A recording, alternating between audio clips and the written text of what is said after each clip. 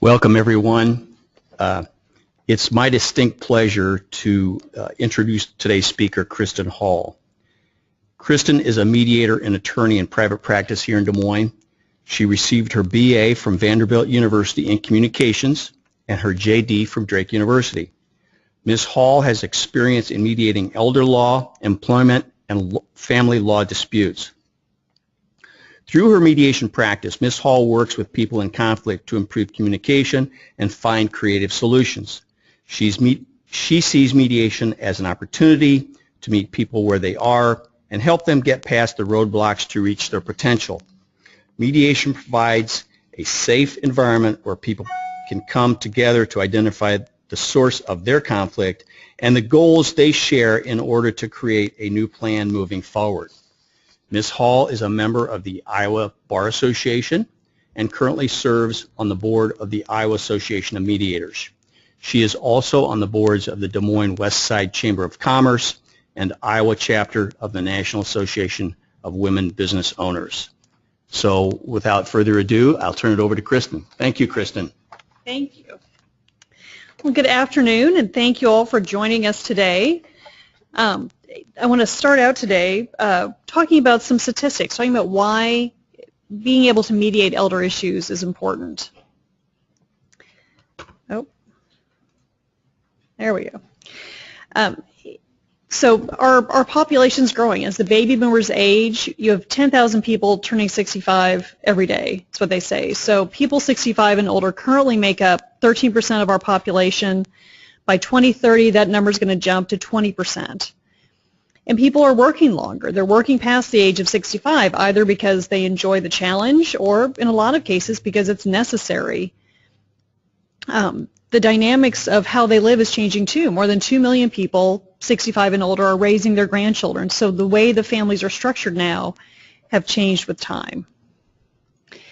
So as we're living longer, we're also dealing with new issues and a lot of new health issues. In 2012, 15.4 million caregivers provided an estimated 17.5 billion hours of unpaid care. And 60% of these caregivers had to change their work schedule to accommodate their caregiving. So they either had to stay late, leave early, take time off, or take a leave of absence. And this impacts their earning capacity and their retirement down the road. So there's a tremendous amount of stress being put on these caregivers. A lot of people don't want to go to a nursing home, and a lot of them can't afford it because they're very expensive. So you have more people caring for their elderly relatives. So what this means for families, the face of aging is changing. The family composition is changing. There are more blended families. You have more stepchildren and step-parents, and bringing in a whole other dynamic into that family mix. Children don't necessarily live close to their parents anymore. You know, in the old days, everyone lived close by. You could go check on mom and dad. Well, now siblings may be spread out across the country, and mom or dad is living alone back in the family home. So there are a lot more factors that come into play as we age today. And the shifting roles and responsibilities can create a new family dynamic. There's almost a power vacuum. If mom and dad, who have been very strong leaders all of their lives, now can't make this decision, then the siblings have to step up, and you have the question of who's going to step up? Who's going to now be that matriarch, patriarch in the family? And those shifts and changes can create a lot of conflict between the family members. All of these issues and baggage that existed when we were kids, you've got years and years of baggage that come up, and now I'm going to bring up that you stole my tricycle when we were 5. That's a lot of these things come back into play. And there are new needs and responsibilities for the families, and it creates a need for families to plan across the generations and be proactive. We hear about the sandwich generation, that people are caring for their parents and their children still. So there's a lot of stress involved. So families can either plan proactively, or they're going to end up being reactive when a crisis arises, because no matter what, we're all getting older. We are all on some stage of the same path. And how these issues are addressed affects the entire family, not just the elder person. I have a very stubborn German father who, well, if I'm not being useful, just take me out back. And Like, you can't do that. That's not a real option.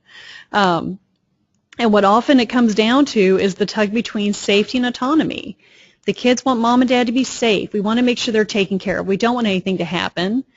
The elderly person may say, you know what, I've made it this far. If I'm going out, I'm going out. But it's going to be on my terms.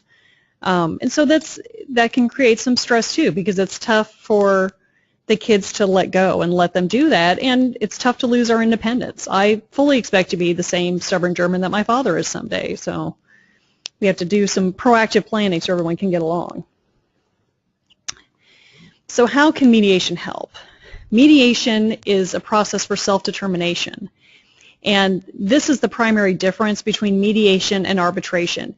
In mediation, the families make the decision ultimately. They are the ones that come up with the plan, rather than someone else dictate what the solution should be. This makes it more cost effective when, I have a certain hourly rate, but it's split between the parties the same way that we do in family law. So they can split the cost. It makes it more cost effective. It's more efficient. You don't have to wait to get scheduled into court. You can sit down on the family schedule and start these conversations. You get to think of solutions that are outside the box. Let's look at the dynamics of this particular family.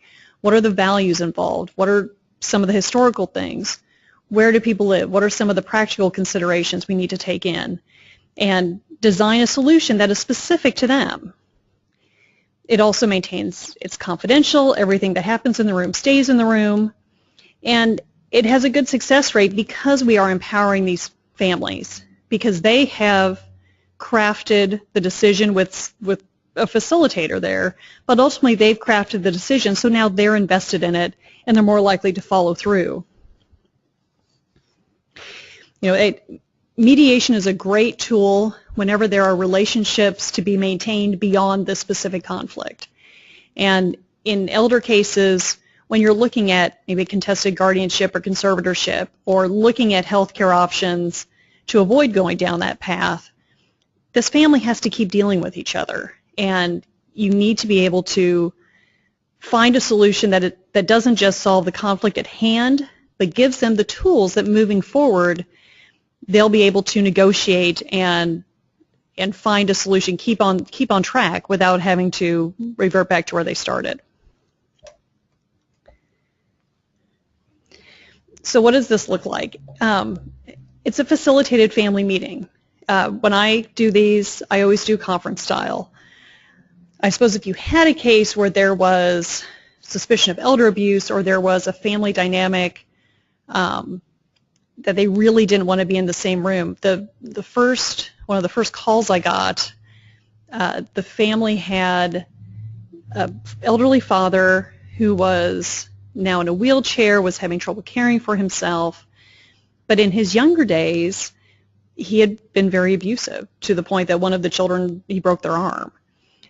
So even though this man was in his 90s, was in a wheelchair, could not really do anything to anyone, that fear that was created early on by those relationships got in the way, and they didn't want to sit and talk to him. They were terrified, even though there was nothing he could do at this point. So there are situations like that where you may need to look at other options and doing something that's more caucus style if they really can't be in the same room. But ideally, you want them in the same room. And what that allows is to sit down with someone neutral and acknowledge some of the changing needs and roles. Depending on the situation and the diagnosis, I think if you have some of these, if you're talking about Alzheimer's, if you're talking about cancer, some of these things where really there's only one road this is going down. In my experience, I think that people start the grieving process sometimes, and so now you're looking at a different dynamic. You've got to treat people a little bit differently.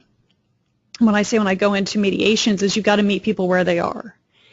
If they've started to grieve, if they know they have Alzheimer's, they're dealing with the fact that mom and dad are going to die, and probably sooner rather than later. And you need to acknowledge that so they can acknowledge, you can kind of separate the emotion from the situation at hand. And the elder mediation creates a platform to bring up some of these difficult topics in a safe environment. It can be, it's tough to talk about. It's tough to talk about the changing needs. It's tough to talk about how mom and dad are going to leave this world. But it can also be an opportunity for some constructive change. A big thing that I see is there's a lack of knowledge about the resources and options available. And I'll talk a little later about the program that we've started with the Department on Aging and the area agencies on aging. But one of the mediations we did with them, it was an older brother and sister, and the sibling dynamic doesn't change even if in your 70s and 80s. Big sister was still not going to let little brother tell her what to do. But they were talking about the selling a family house that they had both inherited. And that was what we anticipated the big dispute being, is whether or not this house would be sold. Well, they agreed early on in 5 minutes that the house needed to be sold. The dispute was the how and when. And the issue that we uncovered was that the sister who was still living there had recently lost her child, her husband, a sibling, her pet. There had just been a tremendous amount of death, and this house was the last connection she had to the life that she had grown up knowing. And so even though intellectually she knew that the house had to go, emotionally she was grieving. She didn't want to let go of it because she knew, and she said, when I leave, I'm never going to come back. And there was tremendous sadness when she said that. So we started talking about how the difference between intellectually knowing you have to go, but we need some time for your heart to catch up. And then we started looking at, and this is where my colleague at Aging Resources came in, what can we do to get the house ready to be sold in a few months? So we give her time to heal and find some closure, but we're also still taking action to get them closer to their goal. And Aging Resources is a great resource out there because they can help anyone over 60. They're there for anyone regardless of income level. And they started laying out, here are the options available. Did you know this service will come in and fix the electrical stuff, or this one will help do the building and it's minimal to low cost? We started throwing out those options and those resources, and this brother who had come in, arms crossed, very grumpy, not really wanting to be there, all of a sudden started changing. The shoulders relaxed, the demeanor changed, because now there's options. Now there's something they can do, because that feeling of inaction, that feeling of being stuck is tremendously frustrating, and that can spark a lot of the conflicts. So we created a plan for them of how to prepare this house and what the sister would do to find some closure, and we were able to resolve the dispute. But it's bringing in options, and resources are a huge issue. So this really allows for some long-range problem solving and some proactive planning for these families.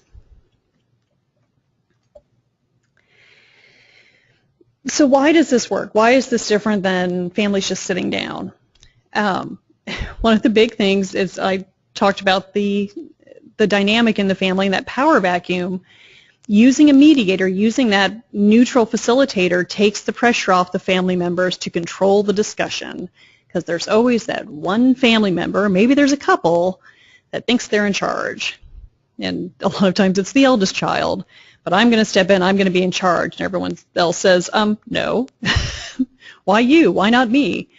This takes the pressure off of that. That's no longer an option on the table, because now you have a neutral person leading this discussion. And that discussion, that conversation is very solution-oriented. We change the conversation from process to needs. Our needs are very universal. We need, in case of elder, we want mom and dad to be safe. We want to make sure that we can pay for their care, that the resources are there, or we know how to get them on assistance if they happen to need that. Some of those needs are, everyone can agree on those. The challenge comes with how we're going to do that. And people tend to get into their little rut. We have to do this. They put the blinders on, it's my way. And so you have the my way versus your way argument. There may be 8 other options out there available, but they can't see them. So part of my job as the mediator is to pull back that lens and help them reframe the issues. So when I go in, my process is to first identify where we are. What needs are there? Can mom and dad still be in the home? Do they need help in the home? Do they have medical issues? Do we know where the finances are? Is someone set up to help them? What are all of the needs we have right now to address? Then we look at the resources available to address them. And we talk about who's going to do what and how we're going to communicate going forward. Because you will annoy each other again. In any mediation I do, at some point you're going to, if the relationship's continuing, at some point you're going to annoy each other. What you can do is make better choices. You can choose now, in this calm space, how you're going to deal with each other moving forward. Give you one example that comes up is the financial issues. So maybe Susie's going over to help mom and dad with the checkbook. Either they can't sign for arthritis, something else, they can't handle it anymore, so she's helping them pay the bills so that the lights stay on, the mortgage gets paid, everything's okay. Well, Brother Bob comes in and goes, what are you doing with mom's money? What are you doing with that checkbook? You shouldn't have that. They kind of jump to the assumption that something nefarious is going on. And Susie's going, I'm keeping everything running. Well, we've jumped to that assumption. The other sibling gets defensive. Now this kind of snowballs into an issue it doesn't really need to be. When we come down to it, maybe the practical solution is for Susie to keep doing what she's doing, but they both get to see the bank statements once a month. Or they decide up front we have to do an expenditure over $5,000, we've got to replace an appliance or something. Then we'll agree that we get 3 bids and we'll talk over it before anything is paid. Put those processes in place to help them communicate better. Help keep those lines of communication open, because in the absence of information, we assume our own, and we don't assume for the best. We assume that someone's trying to take advantage. So some of it is when we look at how we're going to communicate forward, how could we have stopped this from happening? How do we not repeat this mistake in the future? And you start planting that seed in people, they will remember. It'll pop up when they start to get angry and that little voice goes, wait a minute, you're going to do something different this time. It also helps the participants say what they mean to say and hear what's being said to them. When we're in conflict, our anxiety level goes up, the stress level goes up, and we don't communicate well. We don't say what we mean, and the people don't hear what we mean to say. I can still remember a communications class in college, and the lesson of this exercise was that the effectiveness of how we communicate isn't judged by what we say, it's judged by what the other person hears. And as a neutral party in the room, I can restate what someone has said, and the person across the table will hear it differently from me because they don't have any baggage with me. I have not been fighting with them as a sibling for 40 years. And so it changes. They'll hear it from me and they go, oh, is that what you meant? Okay. So having that neutral party in there really can keep the temperature down, and we can manage sometimes the tempers need to flare a little bit, and that's okay. Had another one where once the tempers flared, they're both kind of holding it together, and once one of them kind of went off a little bit, then we were able to get a resolution because that other person needed to hear it. So it's an interesting job, but having someone there to manage some of those emotions, some of those issues, and manage that communication is a great service for the families.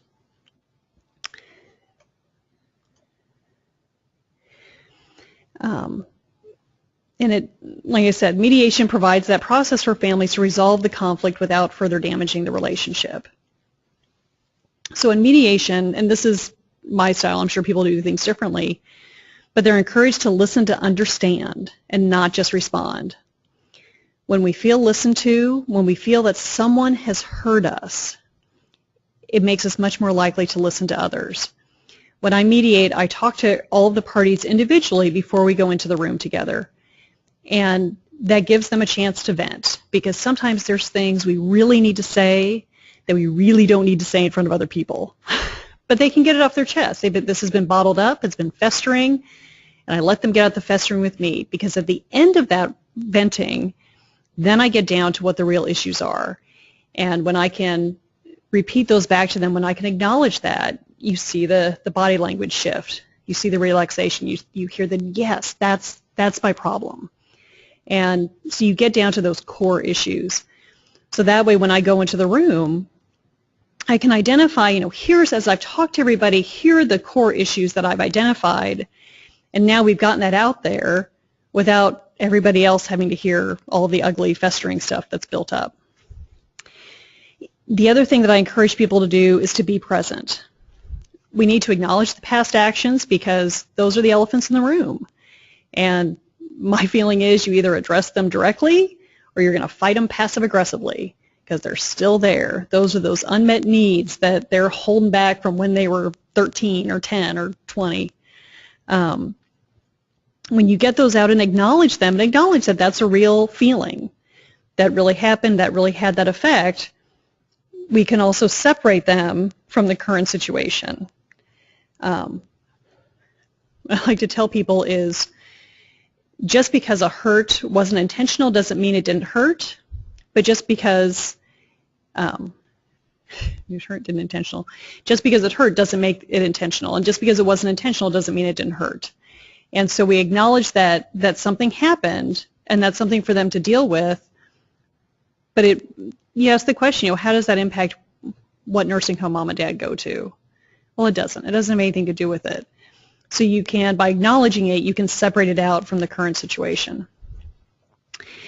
My other favorite piece of advice is to assume good intentions. And that isn't as Pollyanna as it sounds, but it's more stopping yourself from jumping to false conclusions. So when Sister Susie has done something, stop, take a breath, and then ask why. I'm curious why you did this. And what that solves is the problem of making accusations, the defensiveness, the snowball that I talked about. So assuming good intentions is just asking why, because oftentimes we may be on two different paths trying to get to the same place. And so when you hear the why behind the action, okay, I see what you were trying to do. I would have done it differently, but you're still trying to get to the same place. So you're talking about it on a different level then.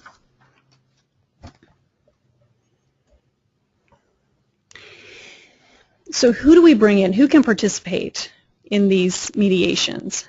The aging individual is the first one on the list. And my colleagues at the Aging Resources, as they say, no decision about me without me. This is their life, ultimately. And there may be decisions that need to be made for practical reasons that they're not fond of, but they deserve the respect of being part of that conversation. There may be instances where you need to have an advocate. If there are health issues we're concerned about, you might want an advocate to be there. And I've had some of those where there's been a case manager involved that helps to speak for them and helps them say what they're meaning. It just takes the pressure off a little bit. But someone who can advocate, that may be a spouse or a life companion, it may be a friend who can be kind of that neutral voice to help the family hear what they're not really ready to hear. The children in there, if there are siblings that will be involved, you can also bring in financial advisors, care option specialists. One of the nice things about using mediation and not going through the court system is you can create this team of individuals that can find the right solution to bring in a variety of options for these families. I have a friend who she will come in and work with aging families that have reached crisis mode, and I calls it a financial forensics. How are we going to pay for it? What's available? How can we liquidate? What are the tax implications? How do we get the most out of the resources so that we can pay for care as long as possible before going on assistance? That's the kind of person you can bring in. If there are questions about what the state of health really is and what the progression might be, talk to their doctors. We always have to have permission to do that, but bring in those resources that can help you understand what's going on. When we had in our family, my husband's grandfather they had to get assistance for him, and they were dealing with some of the issues that he was facing with dementia and some other things. But talking to some of the nurses and care providers that I have in my network, it was very educational. I understood why he was acting the way he was, and telling my husband and his family what I'd learned, they started to see their grandfather differently. He wasn't just being a stubborn old coot. There were reasons behind what he was doing, and it made it easier to deal with him. It took some of the stress away because this was the disease making him do this. It wasn't beyond his control, and it wasn't in their control. They weren't doing anything wrong. This is just the ravages of the disease he was dealing with. So being able to bring in those other people to educate the family, to give them as many options and resources as possible, can really alleviate some of the conflict and stress, because now there's something to choose from. They're not so stuck.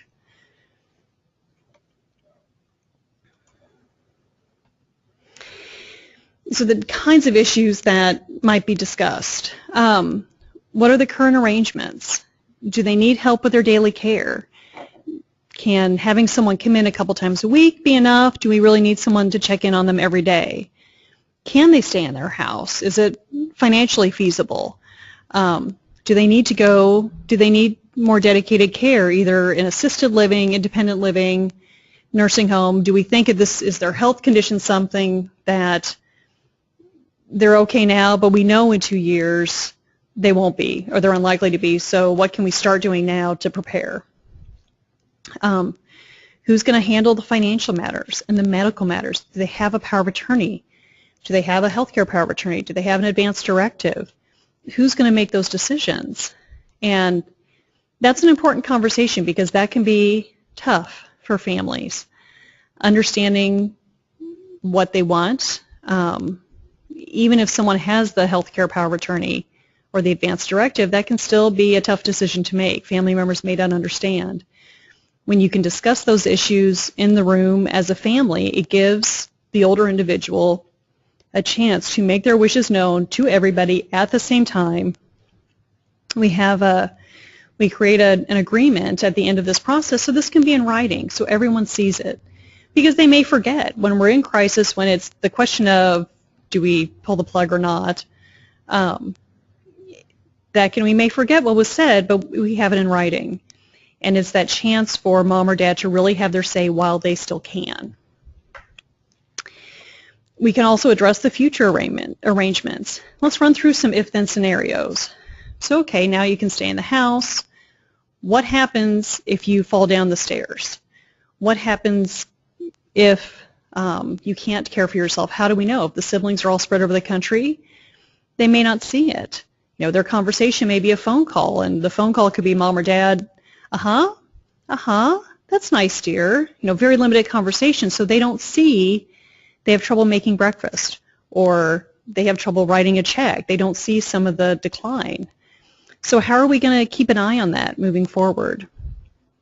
If the decision comes and we have to provide home care or a nursing home, what sort of things are important?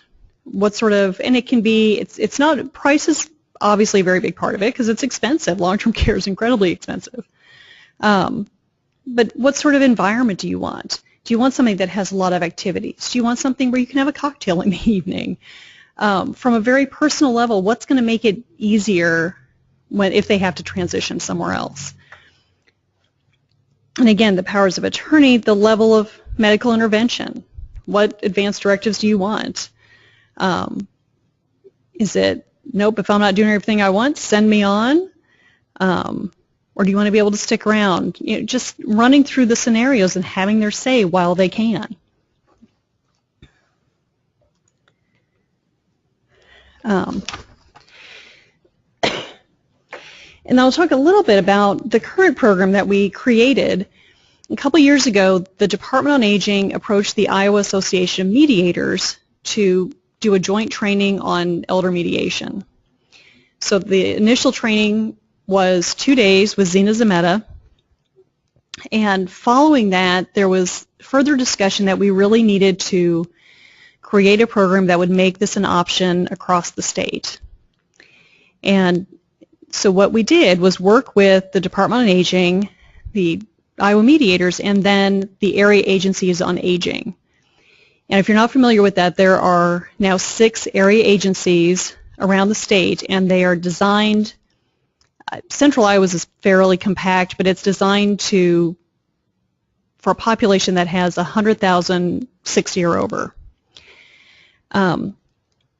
And what they wanted from us was to help train their people to have a better idea of what mediation is, so they can identify situations where it might help. But they also wanted at least one person in each of their agencies to be trained to be able to do this. So we did a training last summer and trained private mediators as well as agency personnel to be able to do these elder mediations. And the program is designed to use a co-mediation model. So when I go in here, it's me and my colleague at Aging Resources, and how it tends to work is I tend to take the lead, but she's there to provide some of those resources and that other information that can be so valuable. And the cases come in oftentimes through their agency, through their case managers. The area agencies provide case management services. They provide, Des Moines, it's a lot of referral services, so Meals on Wheels, home assistance, in-home care. They have a lot of options here. In some of the rural areas, sometimes the agencies will also be the service provider. So, but what we've done is we have people trained in every area of the state to be able to perform these mediations. What the Department of Aging was seeing was situations where families just didn't have any options. If they weren't getting along, they had to go to court. Or if there were arguments, they would, in some situations, the siblings wouldn't agree, they'd both walk away, and now you have an elderly person that's been abandoned. So the families really needed another option to have these conversations, to be able to understand what their obligations are, what their options are, what the resources are out there, so that the elder people are receiving the care that they need, and the family relationships are staying intact. It's interesting.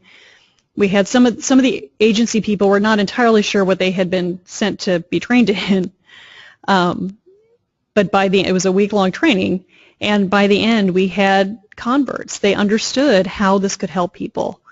What a great resource this is for families that don't know where else to go, to not have to go to court or to call the police, or to be able to have a way to change the family dynamic, to change how they relate to each other, to get out of some of these difficult situations and provide them the tools to do so. So, I have questions.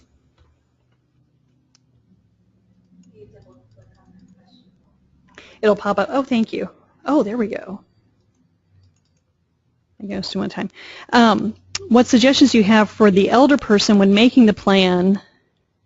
Is very cooperative and even picks out alternative living locations. However, as she ages, she becomes more unwilling to realize her limitations, loses the ability to drive, forgets things, but has difficulty do what she planned to do when she was in good health.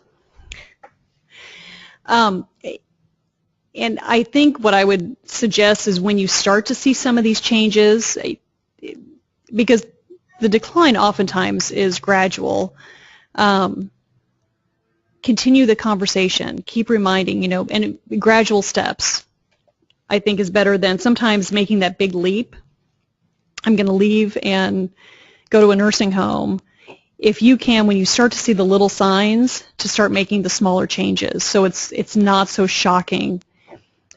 Because as they age, as some of these health deteriorations happen, they really want to hold on to what's secure, on what they know, because there may be a lot of things that they can't identify that they know anymore. So the things that are safe and comfortable to them, are secure to them, it can be difficult to let go of. So sometimes when you start to see the gradual changes, to keep having that conversation, is this still what you want to do? Has something changed, or has, do we need to start looking at bringing someone in? Do we need to look at looking at maybe places you want to go? I know the car keys can be a difficult thing to give up. And sometimes it's talking about if they really won't do it, you have to take them away because you can't let that danger be there. But it's maybe there are car services that she can call, so she still has some sort of control in there. Look for little ways that she can still be autonomous, or while putting in some of the safety measures. So,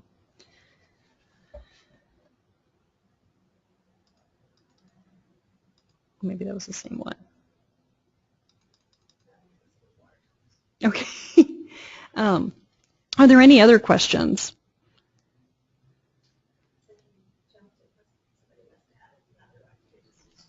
Okay.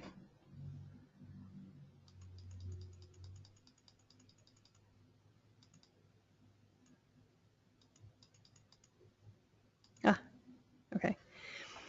What would AIM project like the attorneys to do when clients come to us for legal assistance? Do you want us to refer clients to the project before we file anything in court? I think that is helpful. I think the more things that we can resolve outside of the courtroom, it provides a faster solution for the clients, and it doesn't send things to court that don't need to go to court. A lot of times when I do these, what starts out as a legal issue is really a family issue when you get down to it. And when you can resolve the family issue, which is better suited to mediation than the court, the legal issue will often take care of itself, or it's a much smoother solution. But oftentimes what we find is we're going to go to court, we're going to get a guardianship, I'm just going to take over. Okay, because you're angry and frustrated and you're annoyed with your siblings, so there's a little bit of spite there too, those delightful family dynamics. But when you can start out there going through mediation first, and just like we do with family law, what can you resolve ahead of time? So when you're going to court, and you may still have to, if it's a guardian or conservatorship, you're going to have to, but if you can go with the family speaking as one voice, it's going to be simpler on everybody.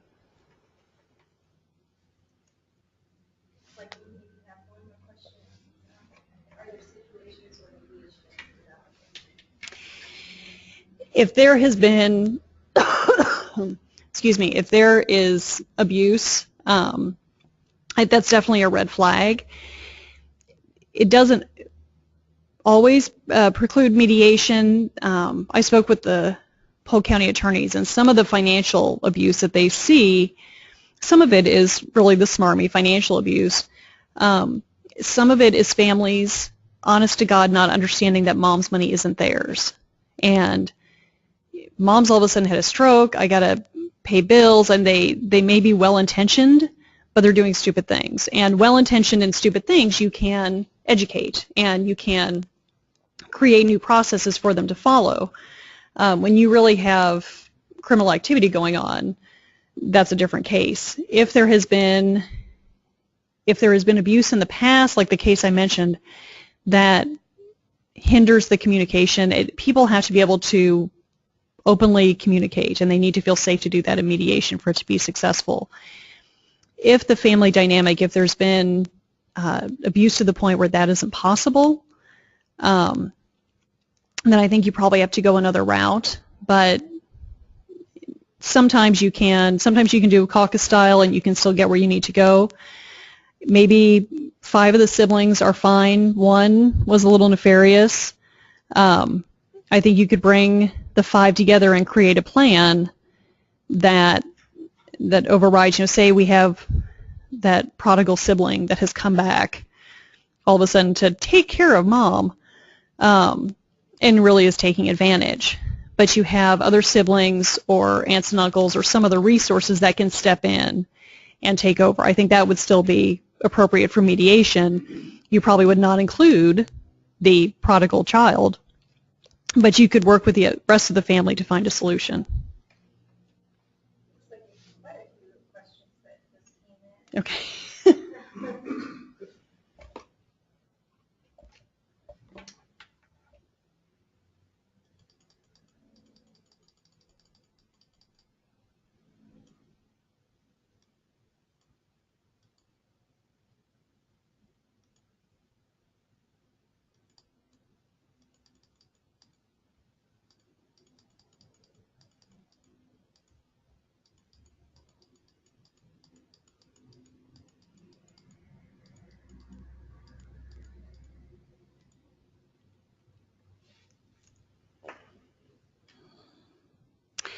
So how often do guardian and conservatorship issues come up, and are there ways to avoid them with families? One way to avoid it is to do some of the proactive planning. Get those power of attorneys in place early. I've been meeting with bankers and finding out what they need on their end, and talking about power of attorneys and how do we make this process smoother for families. A lot of this stuff you can do ahead of time. If the elder person will put that in place early and set inside, here's what I want to happen, here's who I want to do what when I can't do it for myself, and get the paperwork done ahead of time, then you alleviate the need for some of the guardian and conservatorship issues. But that is one. It's who's going to do what. Mom and dad can't make decisions. We've got to do something, and that's kind of the fallback position. And you can also have situations. I just had one the other day that brother's the guardian and sister's the conservator, and they can't get along and agree. And that's another one. Bring them together. The issue in that was that the sister was so thoroughly overwhelmed, she didn't completely understand what she needed to be doing. So those are the conversations you can have early on to provide that education. If there's a family attorney, this is the resource. If you have questions, go talk to them. But people don't know. I just know I have this piece of paper. Or I had someone tell me today, her mother's just signing the power of attorney for an aunt. Well, she's just signing checks and putting POA after it. Well, that's not going to work. They haven't gone to the bank to say this is now effective. They've had a stroke or whatever. So the more we can do to plan proactively and to educate people on what this looks like, because people don't understand. We live in this world, so we understand what the processes are. Clients don't. And so that's a big service that we can do as attorneys and mediators, is to help them understand what's going to happen so they're not trying to learn all of this when they're in that state of grief or crisis.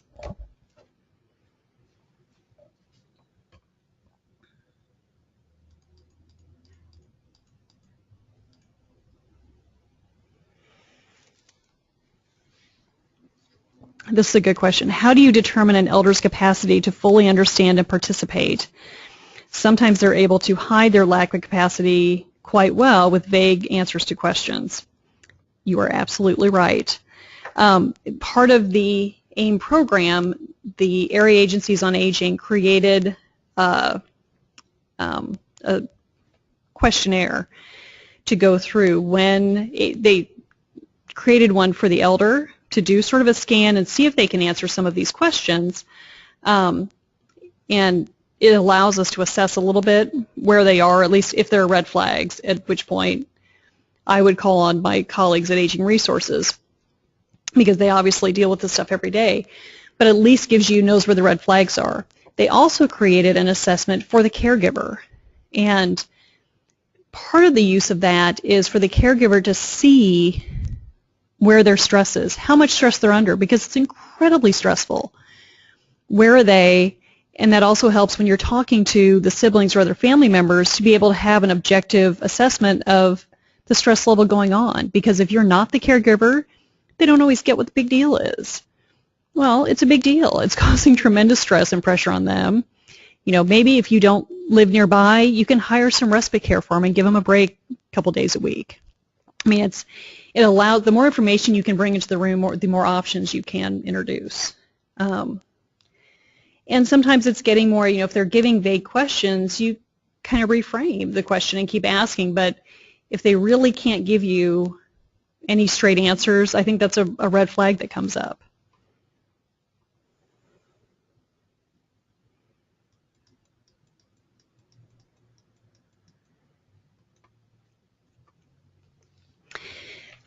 Where should family go to find these services? AIM or start with a local agency? Aging Resources, which is on Grand Avenue here in Des Moines, is a fantastic resource. They deal with aging issues. They also deal with disability issues, and the departments have integrated disability issues into all of these agencies because there are a lot of similar things that they have to deal with, the safety, the autonomy, some of the services. So that's always a great place to start. If you're looking at services, they can direct you. And so that would be my best advice. I've developed quite a network as I've gone out networking of people that understand these issues and want to help the elderly population.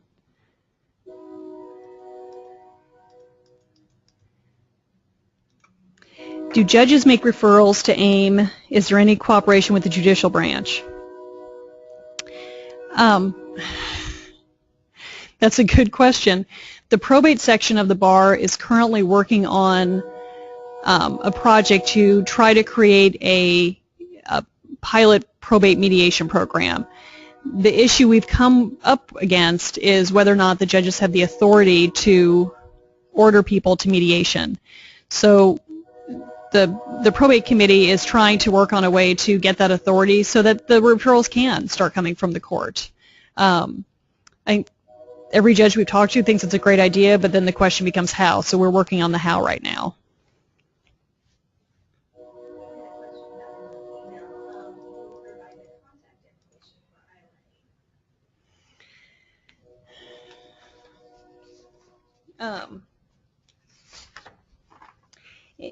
So to learn more about, and well, I'm going to say if I have it with me now.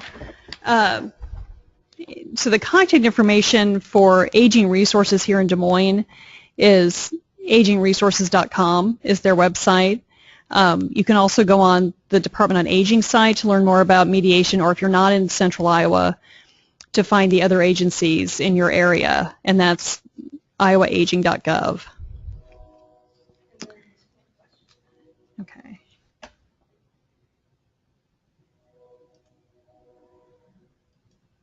Oh, maybe that's a good question. Is there a national network of agencies like Aging Resources for families that are trying to help elderly parents long distance? Yes. Every state, as I understand it, has area agency on aging. And actually our group is going to speak at their national conference next summer. I think it's out in Philadelphia, maybe. But yes, there are area agencies in every state, as I understand it.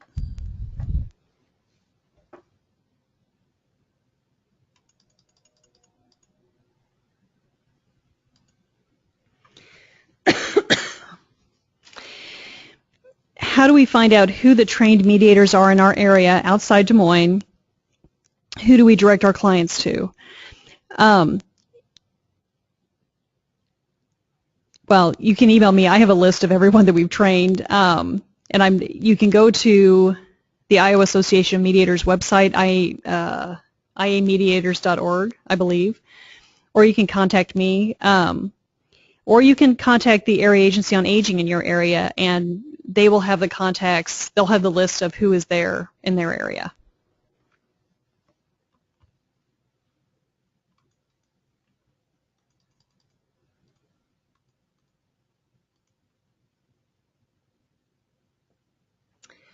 What's the first thing you say to families when you meet with them to solve problems?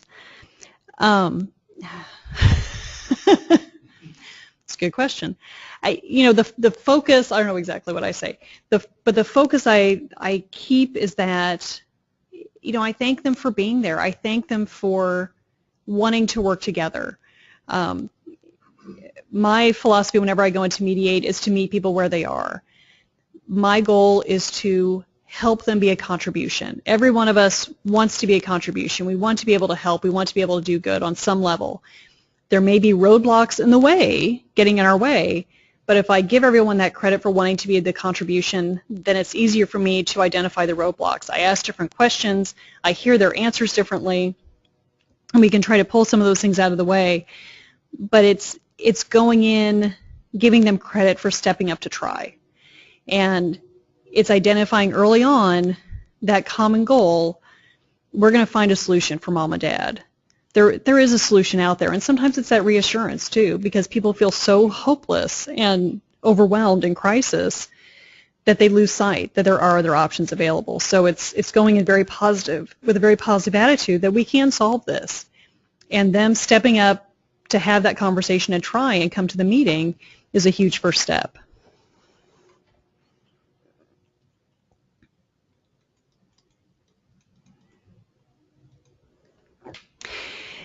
Do the AIM mediators charge a fee? Yes. They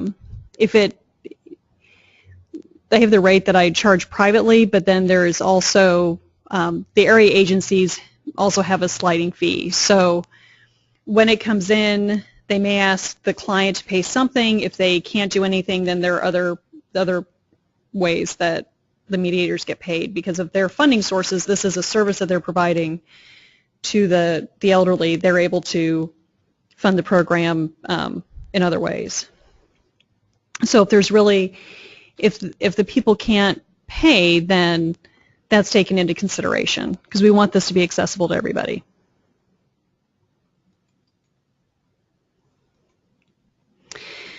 What type of training qualities for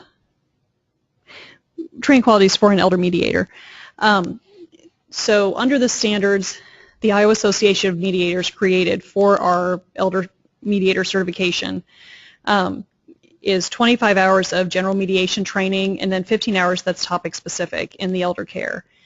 Part of that is substantive, understanding the issues that come up with guardianships, conservatorships, powers of attorney, wills, some of the nightmare of getting assistance and funding and how that's done, the red flags that are there, but also understanding the family dynamics, understanding what it's like to work with the aging individual. We also include a section on elder abuse that the Department on Aging has created for us, so that we can see the red flags. You know, as attorneys, we're permissive reporters, we're not mandatory, but you want to be able to see those red flags and get people the help that they need. You want to understand what you're looking at. So that's what we're looking at. So overall it's a 40-hour training, which is the same as family law, but it's 25 general and then 15 topic specific. And we are potentially looking at, we did a training last summer, we're potentially looking at doing another one, but I don't have one planned right now.